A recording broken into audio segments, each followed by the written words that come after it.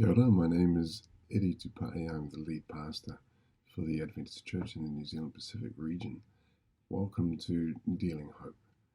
This episode, I am wanting to share with you a very interesting conversation that I had with Kim Stirling. Kim Stirling is a naturopath and herbalist based in Auckland, New Zealand, and she is also a leader for Papakura Seventh-day Adventist Church, and I find the confluence of her church membership and presence in the community is a great example of the type of evangelism and discipleship that is needed for the times that we are in. I'm sure you'll enjoy it. Kim, welcome to Dealing Hope. So good to have you on board today. And I'm looking forward to our catch up. How are you doing? Great, thank you. Yes, it's a bit of a chillier day today, but it's been a really lovely day. So thank you. And it's great to be here. Thank you. Thank you. As I said, I'm looking forward to our conversation. I did confess to you recently that I walked past your the herbery there in Pukekohe, and the presence you have there in the township there. And so that's one of the things I want to catch up about. But before I do go too much further, just a little bit about yourself, family, and maybe some of your journey so far in life. Yeah, thank you. We were disappointed when you didn't call into the herbery, but hopefully next time when you come past you will. My name's Kim Stirling, and I actually grew up in a lovely town of Cambridge and lived there. My parents were farmers, and I've got 4 siblings, so quite a busy life. I've got a wonderful husband, Clyde, and our 3 children, and we finally have a grandson as well, which we're rather excited about. But it's, family is wonderful, and we've just had a busy weekend with them this weekend down in Awakuni, and it was really lovely to spend time with family and celebrate what we can have with each other. Yeah, so we I actually was the nutrition manager at Sanitarium for nearly 20 years, and when I left there, I decided to study again. The brain wasn't what it used to be when I was in my late teens, but I still managed to I still managed to do a degree, so that was really great. So I have a degree in naturopathy and a diploma in herbal medicine and a diploma in nutrition as well. And I do look forward to talking about that. Let me go back to Clyde. Now, there's a good man. I am so blessed to know him, and also to see both of you and your involvement in ministry. Just a little bit about ministry life around church, I should say.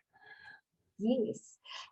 We both, Clyde, my husband, is the lead elder of our church and has been for quite a while now. And I guess we really got much more involved in a time when we didn't have a minister for 2.5 years, or around about that time. And, I guess the realization came to us that how important it is, if we want our church to grow, we can't just sit back and wait, that we need to move forward and do it ourselves. And so along with a really great leadership team at our church, we were able to really get involved in ministry in our community.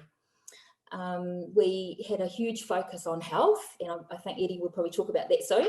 Yes. But we also had some great programs and evangelistic series that we ran in our community as well. And it was our leadership team, the elders and other leaders of our church, who actually ran those. And it's very inspiring to be working with a group like that, who are wanting to tell others about God and his love for them, and not sit back and wait.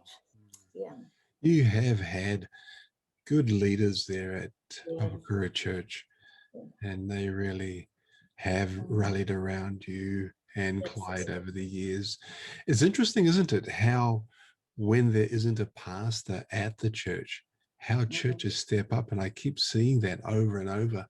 And it makes me wonder, so do we need pastors at churches? Oh, no, don't say that. But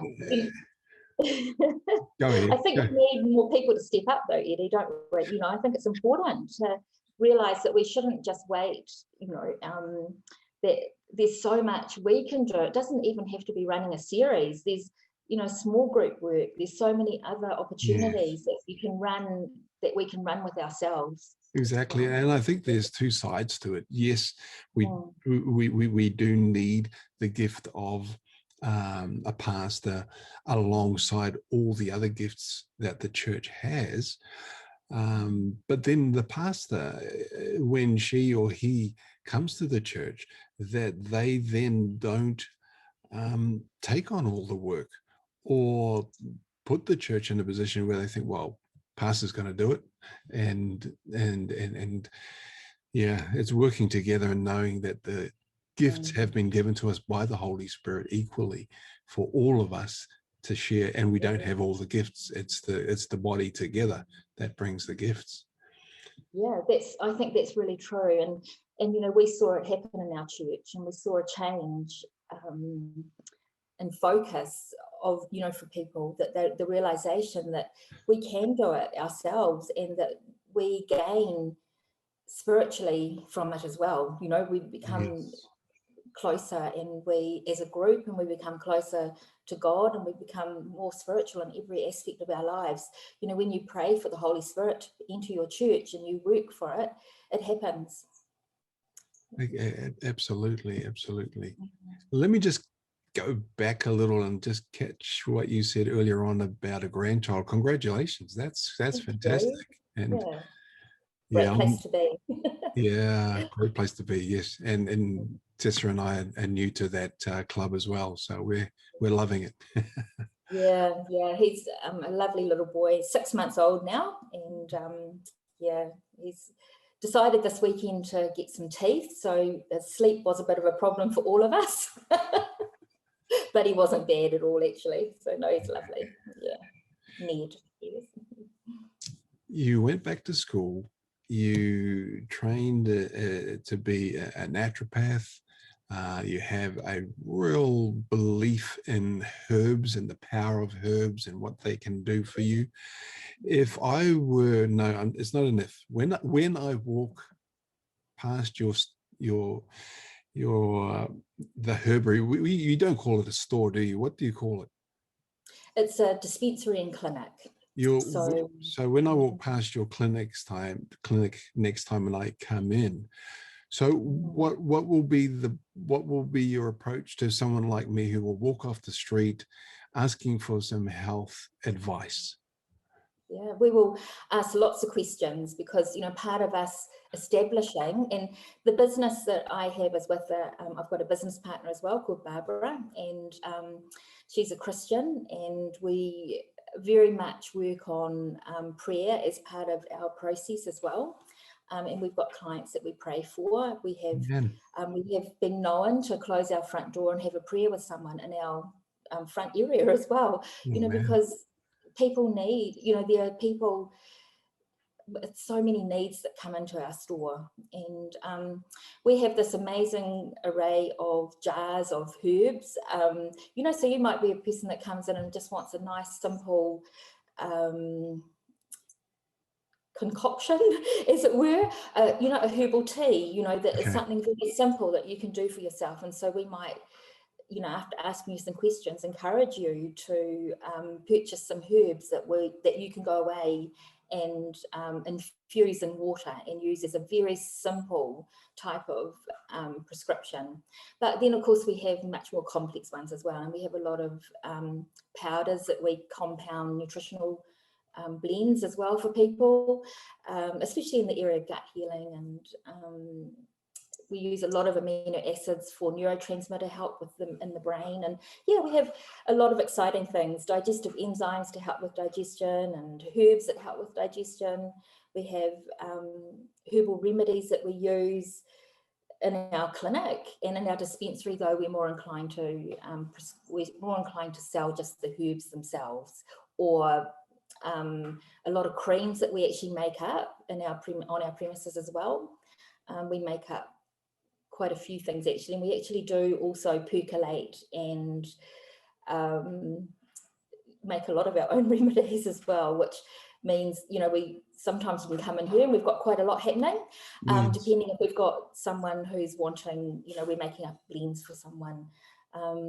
We have a little area in the back of our store where we have like a proper dispensary that you can come and walk through to, and you can Okay. actually see us percolating or blending creams, or have oils macerating with herbs in them so we can make special creams. Yeah, it's a nice busy little place to be. So all very, very natural. All that Yeah, the products that you're using and what you're trying to achieve. When absolutely. you, I notice you referring to holistic health. When, now that's a term that's used often, but when you use that term, what does that mean? Holistic for us means, and we spell it with a W, because we feel it's a whole approach to whole life. So, Yeah.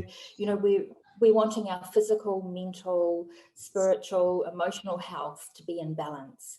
And so, you know, if you came to see us as a client, our prescriptions are very much around not just a supplement that we might sell to you to take, but they're around some lifestyle factors.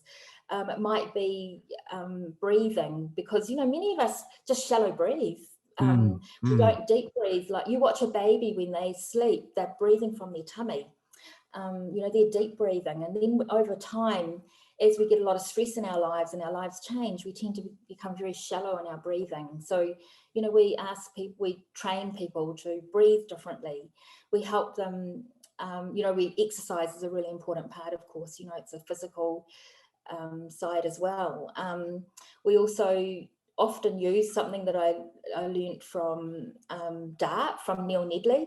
Instead of taking things like fish oils or other oils, we like people to actually use linseed or flaxseed that's ground, because they're getting a combination then of foods as well as the oils. So, you know, looking at including, you know, food is medicine, and it's a really important part of whole health. And so we've got an approach, you know, making sure, talking about sleep is another really important one, you know, making sure we don't have blue light happening at night and then wondering why we can't sleep, you know. So there's lots of aspects to how we approach whole holistic living, holistic Yes. life. Yeah. And so there are those behaviors and habits that we require change in, and so you address those as well. Absolutely. And we address spirituality as well. You know, it's really important. We know to have a balanced life, how important having values and belief systems in place are as well. Kim, share a little bit more, please, about herbs and why herbs are so key, and maybe a little even history or background to this discipline and the use of this kind of medicine. Yeah, sure.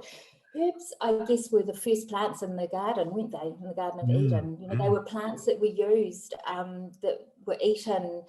You know, when you look at plants, they have DNA in them as well, just like we do. And they have life going through them with the fluids that are used as well, just like our blood. You know, so they contain active ingredients that that they use to heal themselves. You know, so if a leaf gets broken off, a constituent that the plant makes for itself goes to that area where the leaf was broken off, and it becomes stronger in that healing process. Those are the leaves that are really great to use. You know, if you think of, I don't know if you've ever seen kawa in our bush, and Yes. often it has big holes in it. You know, I wish I had one here to show you. But often, you know, that's the herb, that's the leaf that we want when we're making kawa teas or kawa medicines, because the caterpillars have eaten those leaves and the plant has sent up more active constituents to help heal that part of the plant that was damaged. And so those plants are very high in some of the constituents that are really good for healing ourselves as well. Plants contain many different types of, you know, ingredients, and it's those ingredients that we use in the healing process. So, you know, you might find that, I'm trying to think of a good example, but even I said linseed before, the flaxseed, that's very high in omega-3s, which is really important to nourish the brain, really important for neurotransmitters, helps with strong bones, helps with joints, helps with heart health, helps with skin. There's so many reasons why omega-3s are so important. In our plant, and they're all from plants, they're things that God created as part of our diet, as part of what we eat and part of what we use. We always say weeds, weeds are just a flower in the wrong place. And, some of our weeds are some of the most amazing, different seasons in the year. When I think of spring, we get herbs, we get weeds available like chickweed and cleavers that are really good for helping give us lots of minerals after sometimes a cold, damp winter, and we're needing a bit of a rebuild, to get things moving again. And that's what those herbs are great for. You think of our root vegetables, they're warming and they're hearty over winter when we need that warming, hearty food. My goal and Barbara's goal in our business is to have people eat more seasonally as well, and to eat food that are grown here in New Zealand. Yes. If they're grown in our country, they've got DNA in them that our bodies are used to, and we can obtain from those plants many of the things that we need to help our body to actually heal and keep well as well. So this winter, what should we be eating? Lots and lots of onions and leeks, and food and garlic, foods that are really high in the sulfur-based products, and also allicin, which is a really important ingredient that helps with immune systems to help really build up and keep the immune system really healthy. And how do we get allicin? How do we get that? Allicin, it's from garlic and onions and leeks. So it's one of the active ingredients of the product, of those plants. Yeah. And it's really good for boosting our immunity. Oh, well, there's some good free advice for us. Thank you. When you think about the needs in the community that you see most often, what would those be, and what has been your response to what those needs may be when it comes to health? And of course, we're talking about whole health. Yeah, that's a really good question, because over the last year, since lockdown, we've seen big changes. We've seen a time, I think, where a lot of people have lost hope. They're concerned, they're worried. Life has changed. We often talk about the new normal. I don't know that there is a normal. It's one of those things that's really hard to find. And so we see a lot of people, a lot of young people, which really worries me, that are coming in that are stressed and anxious and sad and feel hopeless. And so, it's really exciting that we can actually help them in many ways, and we'll refer them on to other practitioners as well, but we can also help them with food. We find so often that we're not eating well today as well, and people are eating a lot more refined foods instead of more unprocessed, instead of whole foods. And so if we can start encouraging people with their diets, food is medicine. It does make a difference to how we feel, and if we can start helping them to feel a lot better with that. So but the hope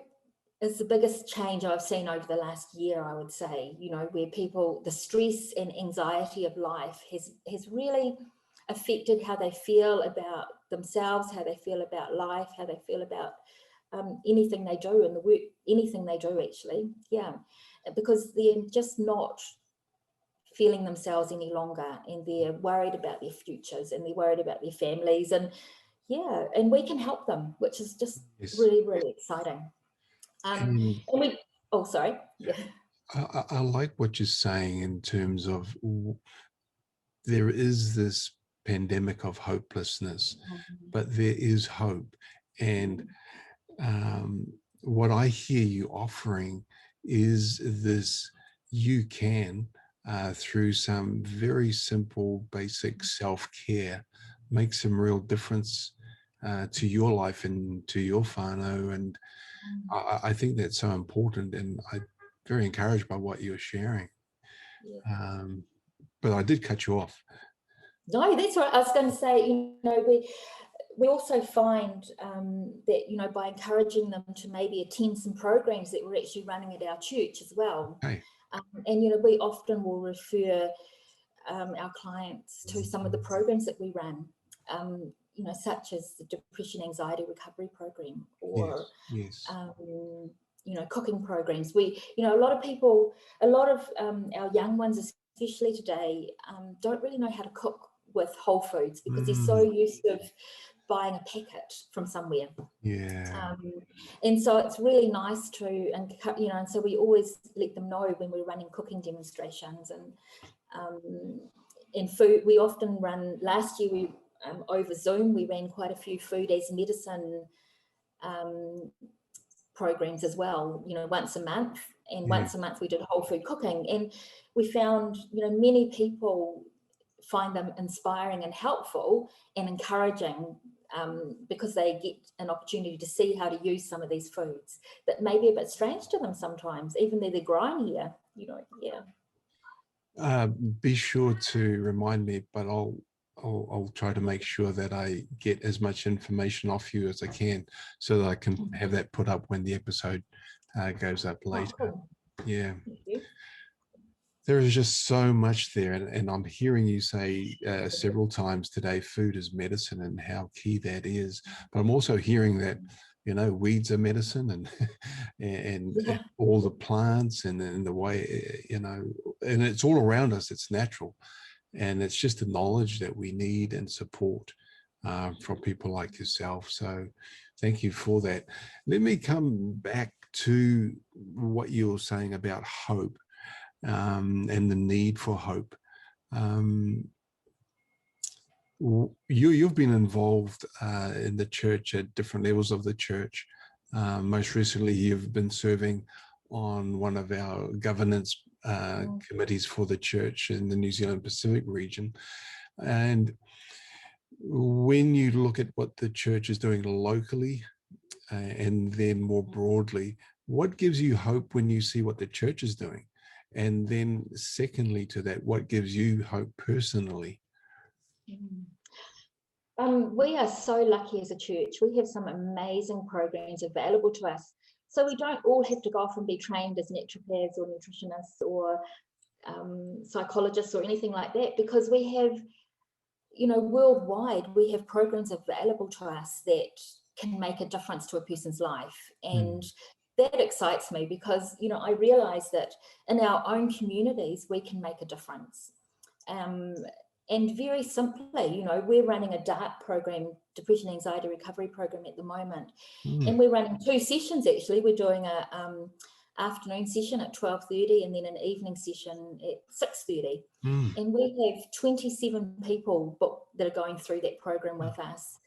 It's tiring, but it's just wonderful. And we're up to, last night was our 6th week for this particular one, and we just see a difference. We literally can see a person from that first week through to last night.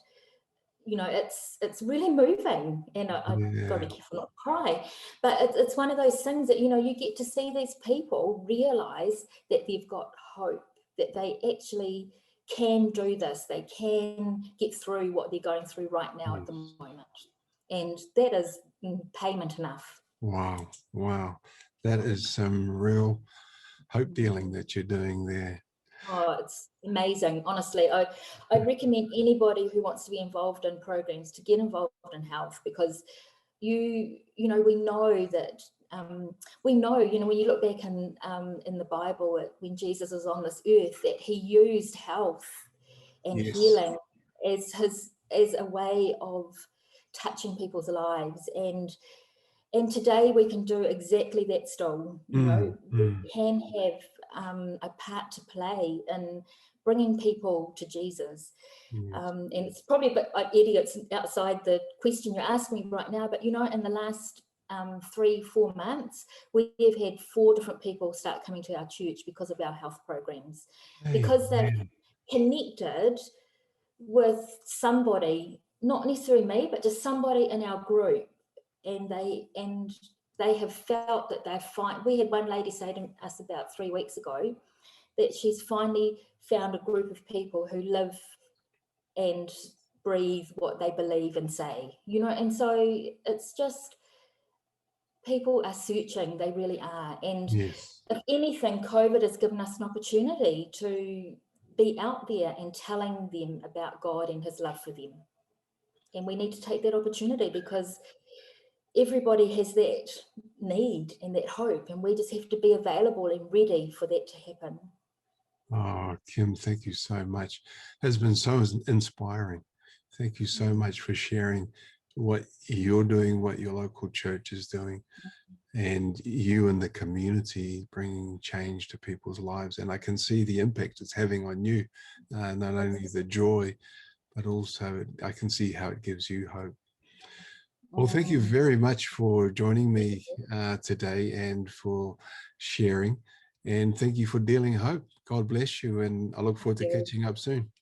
See you again soon. Thank you. Thank Bye. you.